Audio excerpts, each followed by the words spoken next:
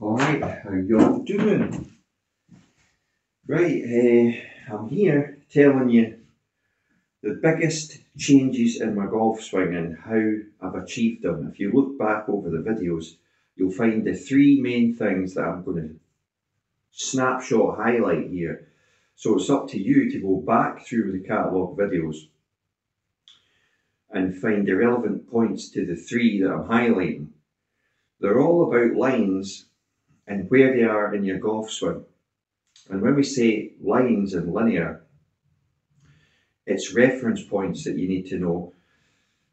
This alignment stick is here purely to show what I'm thinking about on my swing now and what points I'm using to either stop at or use as the true path for the club. Bearing in mind that there's no real lines in golf, everything is flowing on, and this goes back to the original video. If you run this up your arm in your setup position and you just go up at a 45-degree angle, put a turn in, you're absolutely golden. And then the way down, it's exactly the same thing. And you'll see here in this position, impact. This is your major line. Some people call it the wall. Now, I know it's there and it's just off my front toe. I put my feet out, i.e. my toes are out at a, bizarrely, and this calculates out in the maths of the golf swing, 45 degrees, okay? They're not square, they're 45 degrees. So right here's my main line, the wall. So when I get to the top, I know I have to get into that wall, but not cross the wall, and brace against that wall all the way up my body at impact. There's very little turn of the hips in relation to the wall. There's a huge turn on the way back, but on the way down, when you're hitting the wall and you're lining everything up and you're bracing and compressing the ball against the wall, you don't want this over spinning because you'll lose compression on the ball. So that's the main point. Really, there's only these two that you need to think about during the swing. There's the third one is alignment, and it's to do with the railway track lines, but in between them, there's Hogan's hidden angle. And we've shown you that. You need to go back and look at that. And that is the true path of the club that is square to the railway lines, but it's not on this outside railway line where the flight line is. Yes, the club's still pointing there, but Hogan's lost angle is here. Right, so that ties in with the turn, the brace, and then the flow down. Right, so you need to look at these three, I'm going to call them linear points. They're not, we know they're not, because everything in a golf swing is on an arc, and it's a flowing movement, up and down. You'll notice with me, I get a lot of head drop at the top coming through impact.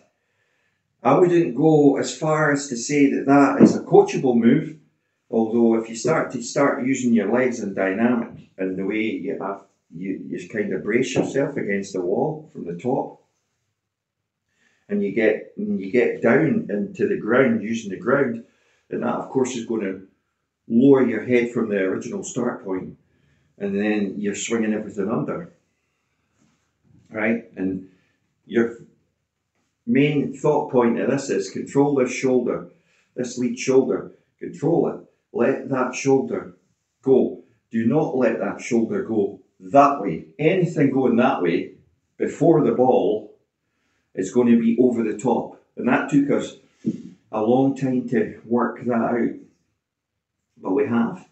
And everything now is about smoothness, not lashing at the ball, using the lever and swinging smoothly, but still getting compression. You can hear that on the ball at the range videos.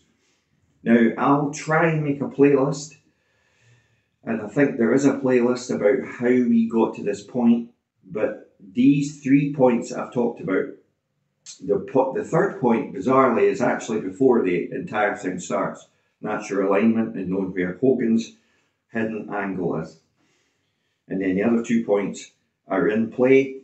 They're easy to, once you know, you can actually see these type of like lines or walls.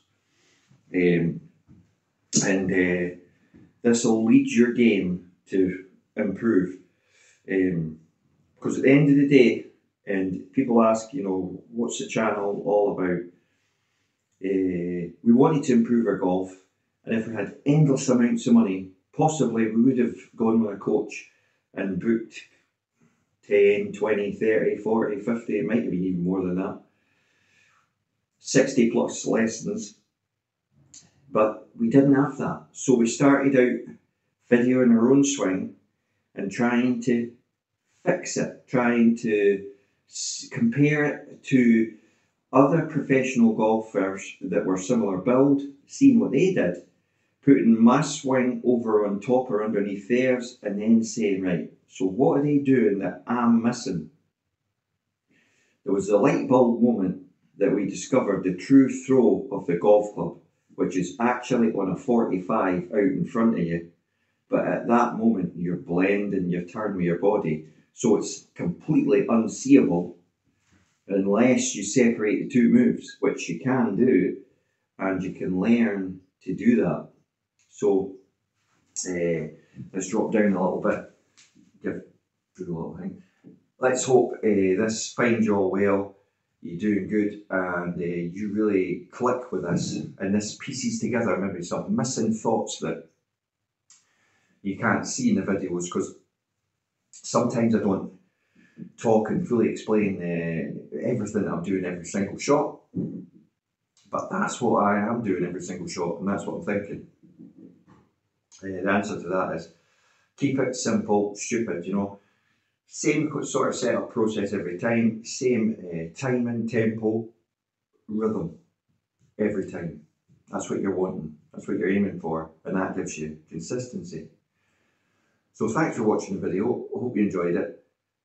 Like I say, a subscribe's really going to help the channel, and a share for watching it, because like the ad revenue is going to Macmillan Healthy Heroes and Shelter UK. We're not really getting enough views at the moment for the ad revenue thing. We're slowly getting tiny small amounts to charity, but it's better than nothing. But it's taken ages to get there. So anyway, that's really immaterial, because that's all the reason we're doing it for, and as long as it's helping people out there. So thanks for watching, see you all soon.